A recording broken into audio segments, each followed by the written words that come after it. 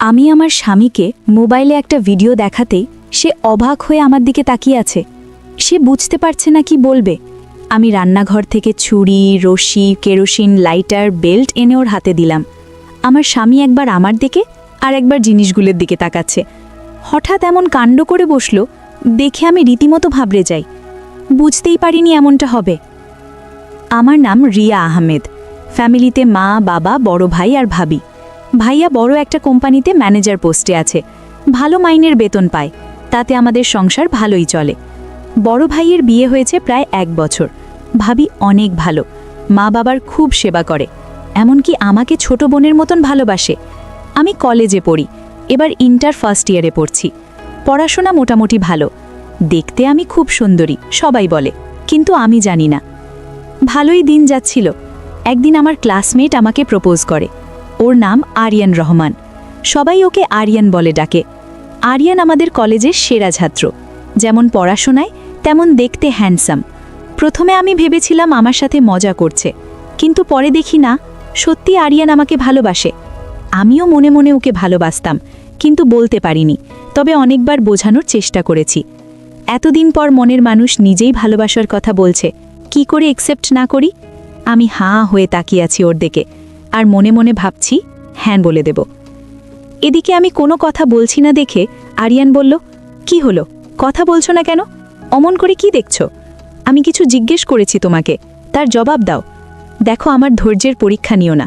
তোমার মুখ থেকে ভালোবাসার কথা শোনার জন্য ব্যাকুল হয়ে আছি আমি। শুধু একবার বলো তুমি আমাকে ভালোবাসো, প্লিজ। আর ওয়েট করতে পারছি না আমি। ওর কথায় লজ্জা পেয়ে মাথা নিচু করে নিলাম। তারপর আমতা আমতা করে বললাম, হ্যাঁ আমি তোমাকে ভালোবাসি। এই বলে আর দাঁড়ালাম না, সোজা বাসায় চলে এলাম। সেখান থেকে আমাদের ভালোবাসা শুরু। কলেজে গেলে দুজনেরই মোলাকাত হতো, মাঝে মাঝে পার্কে ঘুরতে যেতাম। প্রায় 3 বছর হলো আমাদের সম্পর্ক। এই 3 বছরে আমরা খুব কাছে চলে আসি। এমন অবস্থা হয়েছে যে একে অপরকে না দেখে থাকতে পারি না। এদিকে আরিয়ান আমাকে নিজের করে পাওয়ার জন্য ব্যাকুল হয়ে ওঠে। প্রায় বলে কিছু একটা করতে হবে, তোমাকে ছাড়া আমি থাকতে পারছি না। আর কতদিন এভাবে দেখা করব? আমি বললাম, এখন কি করতে চাও খুলে বলো তো। আরিয়ান বলল, তোমাকে বিয়ে করতে চাই। কি বলো তুমি? আমি বললাম, বিয়ে করবে ঠিক আছে, তাহলে তোমার মা বাবাকে আমাদের বাড়িতে পাঠাও। আরিয়ান বলল, আমিও এটা ভাবছি, আগামী শুক্রবার গেলে কেমন হয়? আমি বললাম, মন্দ না। কয়টা বাজে যাবে? আরিয়ান বলল, আগামী শুক্রবার বিকেল 5টার দিকে যাব, তোমার ফ্যামিলিকে বলে রেখো। আমি বললাম, ঠিক আছে। সেদিন আরও কিছুক্ষণ গল্প করে আমি বাসায় চলে আসি। আমার আর আরিয়ানের ব্যাপারে ভাবি সব জানে। বাসায় এসে ভাবিকে আরিয়ান যা যা বলল সব বললাম। সব শুনে ভাবি বলল, চিন্তা করিস না, আমি মা বাবাকে রাজি করাবো। আমি বললাম, ভাইয়া যদি রাজি না হয়? ভাবি বলল, এই নিয়ে তুই একদম চিন্তা করিস না, আমি আছি তো। অফিস থেকে ফিরতে আজ রাত হলো ভাইয়ার, কারণ আজ বিদেশি ভাইয়ের সাথে মিটিং ছিল। রাতে ভাবি আরিয়ানের ব্যাপারে ভাইয়াকে সব বলল। প্রথমে ভাইয়া একটু রাগারাগি করে এবং ভাবিকে বকা দেয়, কিন্তু ভাবি হাল ছাড়ল না, ভাইয়াকে অনেক কষ্টে ম্যানেজ করে। তার পরের দিন সকালে মা বাবাকে জানায় আরিয়ানের কথা। সবাই শুনে প্রথমে অমত করলেও পরে রাজি হয়ে যায়। শুক্রবারে আরিয়ান তার মা বাবাকে নিয়ে আসে আমাদের বাড়িতে। আমাকে দেখে ওনাদের পছন্দ হয়। এদিকে আরিয়ানকেও পছন্দ করে আমার ফ্যামিলি। দুই পক্ষের পছন্দে আমাদের বিয়ের কথা পাকা হয়। কারোর কোনো কিছু আবদার নেই। বিয়ের দিন ঠিক হলো আগামী রবিবার। সব কিছু ঠিকঠাক হলো। বিয়ের দিন বরযাত্রী এলো। কাজী বলল, কত টাকা কাবিন দেবেন? আমার বাবা এবং ভাইয়া বলল, 10 লাখ টাকা কাবিন লিখতে। এদিকে আরিয়ানের বাবা 10 লাখ কাবিন লেখাতে রাজি না, ওনারা বলছে 5 লাখ। তা নিয়ে প্রচুর ঝামেলা হলো। এক পর্যায়ে আরিয়ানের বাবা বলল, 5 লাখ টাকা কাবিন হলে এই বিয়ে হবে, তা না হলে আমরা ছেলে নিয়ে যাব। এদিকে ভাইয়া বাবা 10 লাখ টাকার নিচে কাবিন দেবে না। মোট কথা বিয়ে ভেঙে যাওয়ার পরিস্থিতি হয়েছে। আরিয়ানকে ওর বাবা নিয়ে যেতে চাইলে তখন আরিয়ান বলল, আমি 10 লক্ষ টাকা কাবিন দিয়ে রিয়াকে বিয়ে করব। ছেলের কথা শুনে তিনি খুব রেগে গেলেন। এদিকে আরিয়ান আমাকে বিয়ে না করে যাবে না। লাস্ট পর্যন্ত দুই ফ্যামিলি এই বিয়েতে রাজি থাকে না, কিন্তু আমরা দুজন থেমে থাকিনি। ওই দিনই সবার সামনে আমাদের বিয়ে হয়। দুই ফ্যামিলির অমতে বিয়ে হওয়ার কারণে ঘর থেকে বের করে দিল আমাদের। এখন আমরা দুজন রাস্তায় হাঁটছি, একে অপরের হাত ধরে।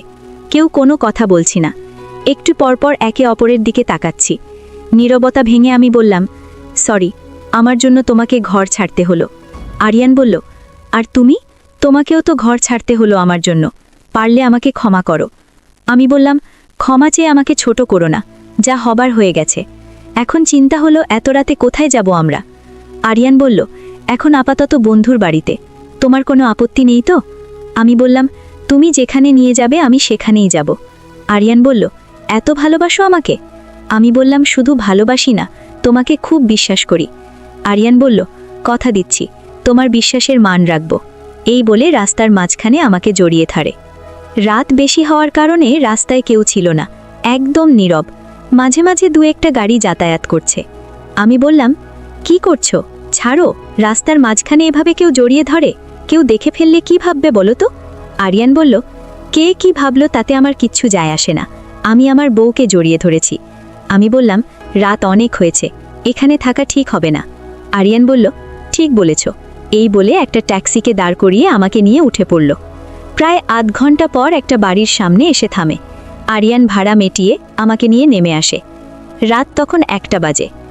বাড়ির ভেতরে প্রবেশ করে কলিং বেল প্রেস করে আরিয়ান। আগেই বন্ধুকে ফোন করে বলেছিল আমাকে নিয়ে আসবে, তাই সে জেগেছিল, সাথে তার মা বাবাও।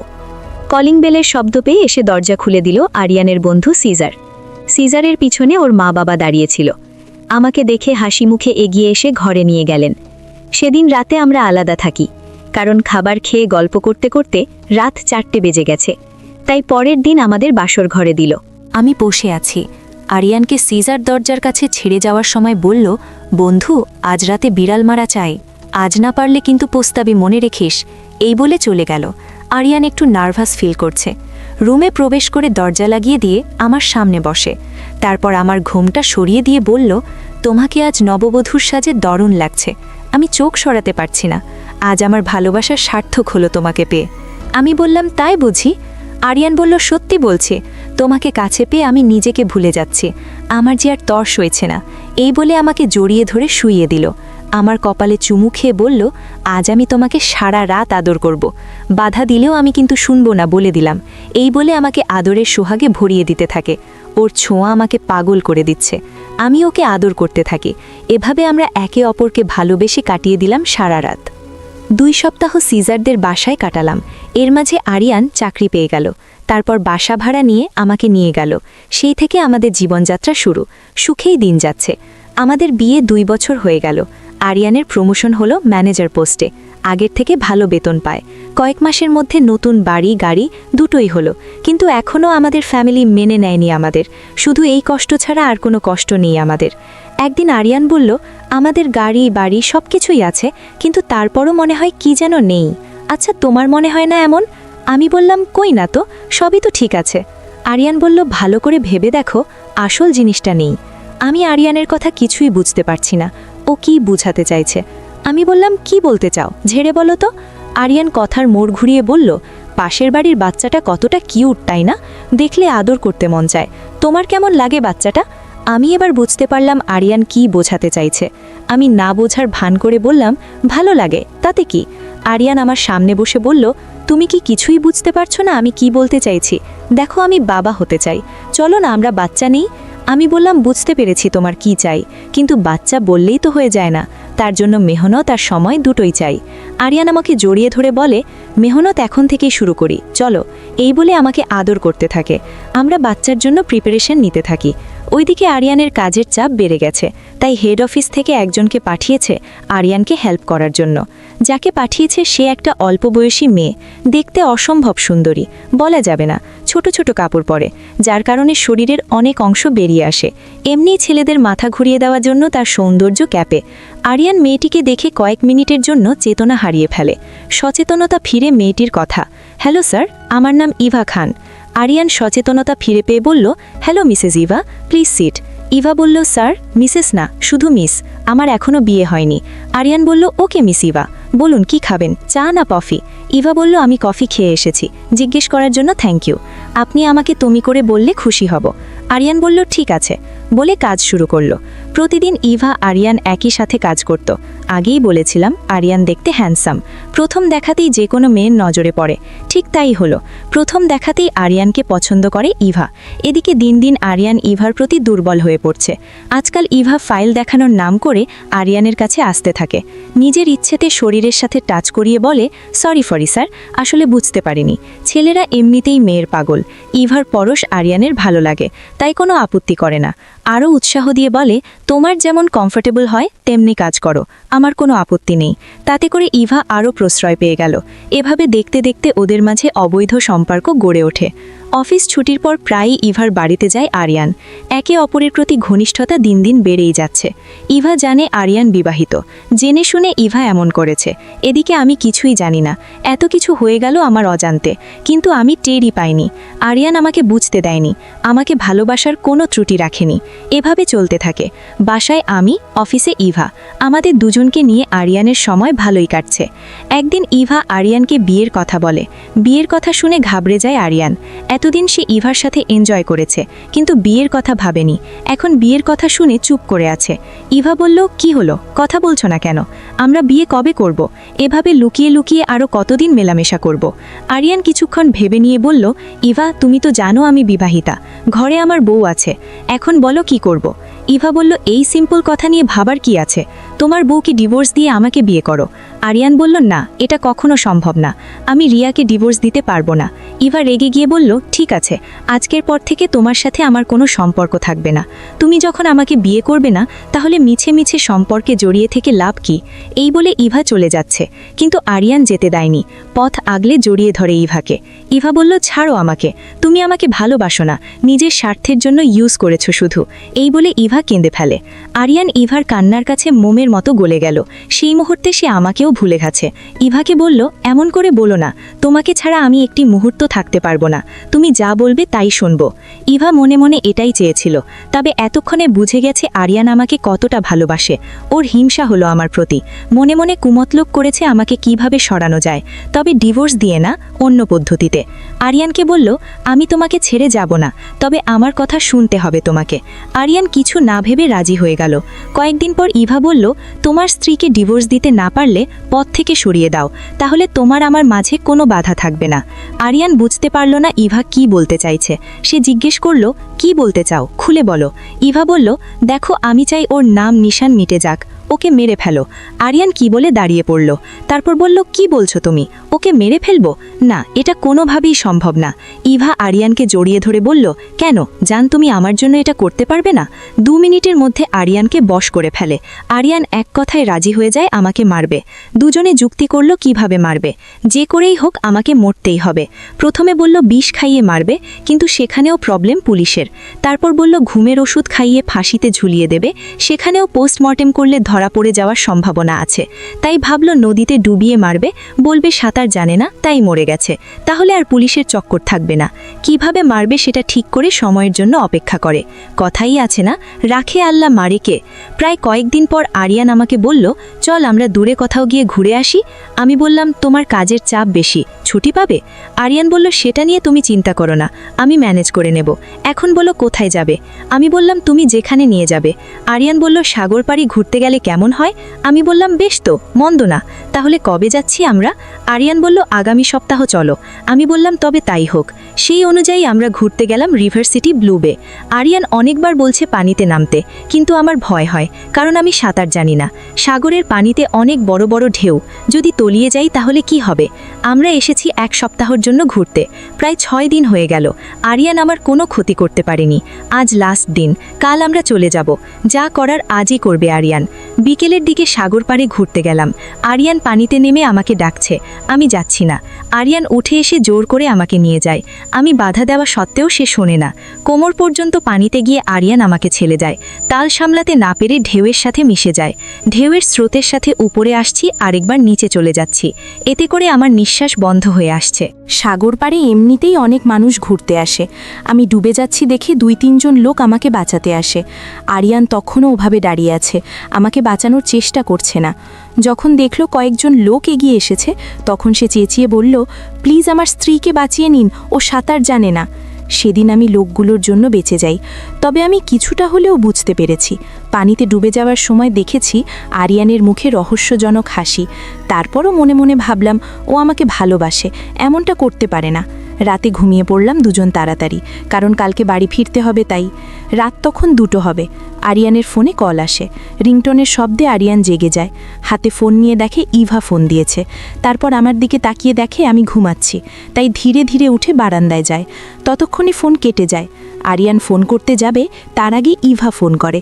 এবারে রিংটনের শব্দে আমার ঘুম ভেঙে যায়। তাকিয়ে দেখি আরিয়ান ফোন রিসিভ করে বারান্দার দিকে যাচ্ছে, আর খুব আস্তে আস্তে কথা বলছে। ব্যাপারটা কি বোঝার জন্য আমি উঠে গিয়ে বারান্দার দরজার আড়ালে গিয়ে দাঁড়ালাম। এমনিতে অন্ধকারের জন্য কিছু দেখা যাচ্ছে না, আমি চুপ করে ওর সম্পূর্ণ কথা শুনলাম। তাতে করে যা বোঝার বুঝে গেলাম। ভাবতে পারছি না আরিয়ান এমনটা করতে পারে। আমার ভালোবাসার কোথায় কি কমতি ছিল? ফোন কেটে দিয়ে আরিয়ানকে আসতে দেখে আমি তাড়াতাড়ি এসে শুয়ে পড়লাম। মনে মনে খুব কষ্ট পেলাম, তারপরও নিজেকে দমিয়ে রাখলাম। মনে মনে ভেবে নিলাম ওদেরকে হাতে নাতে ধরতে হবে। পরের দিন মেট্রোপলিসে আস্তে আস্তে রাত হয়ে যায়।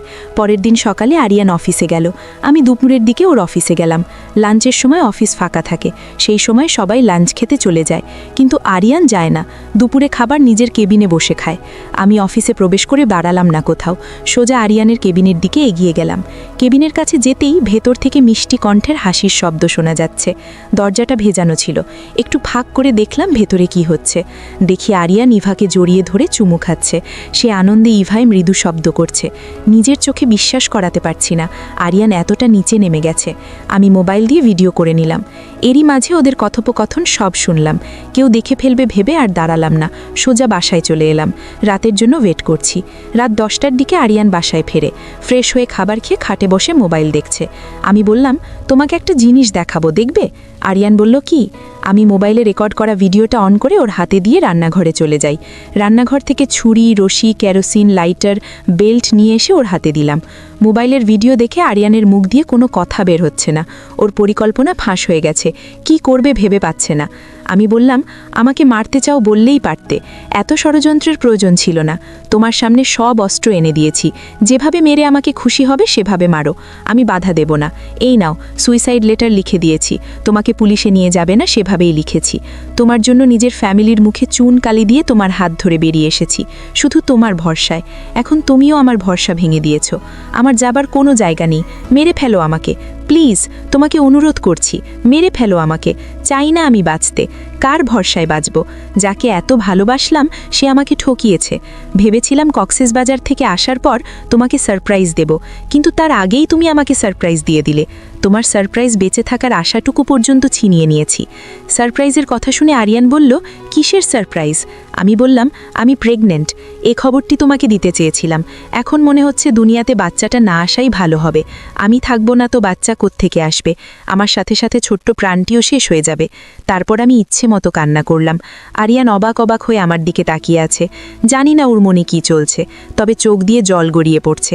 আমি বললাম, কি হলো? এইভাবে বসে আছো কেন? মারো আমাকে, আমি বাঁচতে চাই না। তারপরও আরিয়ান কিছু বলছে না। আমি বললাম, তুমি যখন পারছো না, আমি নিজেকে শেষ করে তোমাকে মুক্তি দেব। এই বলে রশি নিয়ে ফ্যানের সাথে বাঁধতে যাব, ঠিক তখনই আরিয়ান রশি কেড়ে নিয়ে ফেলে দিয়ে আমার পা জড়িয়ে ধরে কান্নায় ভেঙে পড়ে। অনেকক্ষণ ধরে কান্না করে বলল, আমাকে মাফ করে দাও, আমার ভুল হয়ে গেছে, আর কখনো এমন ভুল করব না। প্লিজ একটা সুযোগ দাও আমাকে, মাফ করার দয়া করো আমার উপর। আমি কিছু বলতে যাব, এমন সময় ইভার ফোন আসে। আরিয়ান কোনো কিছু না ভেবে রিসিভ করে, তারপর মুখ দিয়ে যা আসে তাই বলে গালি দেয়। এমনকি কাল থেকে অফিস আসতে না করতে বলে দেয়। আরও অনেক কিছু বলে ফোন কেটে দিল, কিন্তু আমার পা ছাড়িনি। আমি বললাম, দয়া করে পা ছাড়ো, রাত অনেক হয়েছে, ঘুমাতে যাও। আরিয়ান বলল, তুমি মাফ না করলে আমি পা ছাড়ব না। আমি বললাম, তুমি যা করেছো তা ক্ষমার অযোগ্য, তারপরও ভেবে দেখছি, এখন পা ছাড়ো। পা ছেড়ে দিলে কি হবে? সারা রাত আমাকে জড়িয়ে ধরেছিল। ওর একটাই ভয়, যদি আমি আত্মহত্যা করি। শুধু তা না, পুরো 1 সপ্তাহ অফিসে যাইনি। আমার জন্য আমাকে কোনো নজরে রেখেছে। অনেক চেষ্টা করেছে আমার রাগ ভাঙানোর জন্য। আমি যা যা পছন্দ করি সব নিয়ে এসেও আমার রাগ ভাঙাতে পারেনি। রাতে খাবার শেষ করে ঘুমোতে যাব, ঠিক তখন আরিয়ান কানে ধরে দাঁড়িয়ে আছে। আমাকে বলছে, আজ মাফ না করলে আমি এভাবেই দাঁড়িয়ে থাকব। যা বলল তাই করলো, কানে ধরে দাঁড়িয়ে আছে কিন্তু ঘুমাতে আসছে না। ওইভাবে দেখে আমার খারাপ লাগলো আর হাসি পাচ্ছে, তাই আমি মাফ করে দিলাম। এটা শুনে দৌড়ে এসে আমাকে জড়িয়ে ধরে চুমু করতে করতে বলে, আমার ভুল হয়ে গেছে, আর কখনো এমনটা করব না। তুমি যা বলবে তাই শুনবো, তবে আমাকে ছেড়ে কখনো যেও না। আমি বুঝতে পেরেছি আমার থেকেও বেশি তুমি আমাকে ভালোবাসো। আমি ভুল করেছি, মস্ত বড় ভুল। ওই মায়াবিনীর ছলে কিভাবে যে বশ হয়ে গেছি বুঝতেই পারিনি। আমি বললাম, যা হবার হয়ে গেছে, এসব বলে আমার কষ্টটা বাড়িও না, তবে কথা দাও কখনো এমন ভুল করবে না। আরিয়ান বলল, আর কখনো এমনটা হবে না, কথা দিচ্ছি। তারপর আমাকে আদর করতে থাকে। শুরু হলো আমাদের ভালোবাসা। সত্যিকারের ভালোবাসা কখনো হার মানে না, শত বাধা আসলেও তাকে আলাদা করতে পারে না। সত্যিকারের ভালোবাসা চিরকাল বেঁচে থাকে। অনেক মেয়েরাই আছে এমন, ছেলে বিবাহিত জেনেও তার পিছু ছাড়ে না। আবার অনেক ছেলেরাও আছে ঘরে বউ রেখে বাইরের মেয়ের সাথে অবৈধ সম্পর্কে লিপ্ত হয়। কিন্তু কেন? সব মেয়েরাই তো এক, আবার সব ছেলেরাও এক, তাহলে আলাদা কি আছে? আমি বুঝি না। আপনারা কেউ বুঝে থাকলে কমেন্টে জানাবেন। আজকের গল্প এখানেই সমাপ্ত। যদি ভালো লেগে থাকে গল্পটি, তাহলে লাইক, কমেন্ট এবং সাবস্ক্রাইব করে আমাদের পাশে থাকুন। বন্ধুদের সাথে বেশি বেশি করে শেয়ার করুন। সবাই ভালো থাকুন। আল্লাহ হাফেজ।